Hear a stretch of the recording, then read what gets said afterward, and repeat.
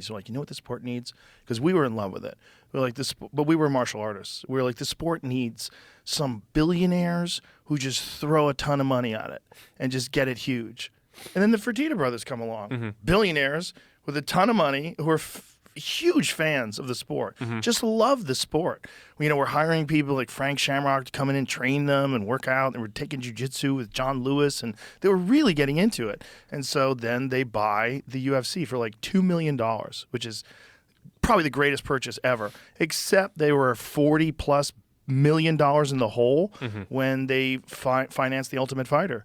And then that was 2005, and then this one fight takes place with Stephan Bonnar and Forrest Griffin on television. It's so wild and so crazy that millions of people start tuning in. The sport's born. Then you have Chuck Liddell, who was the champion at the time, who was the most fan-friendly champion you could ever have, just a fucking berserker, with just a psychopath with a fucking head tattoo and a mohawk, crushing people.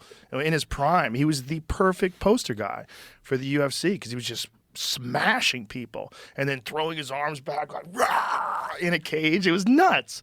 I'm sure you've seen a lot of Chuck Liddell fights, right? Yeah. It was just the whole thing took off, but without Dana, it would have never taken place. The guy's tireless.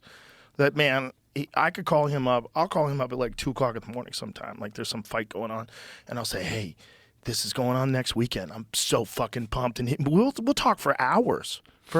He just wants to talk about fights.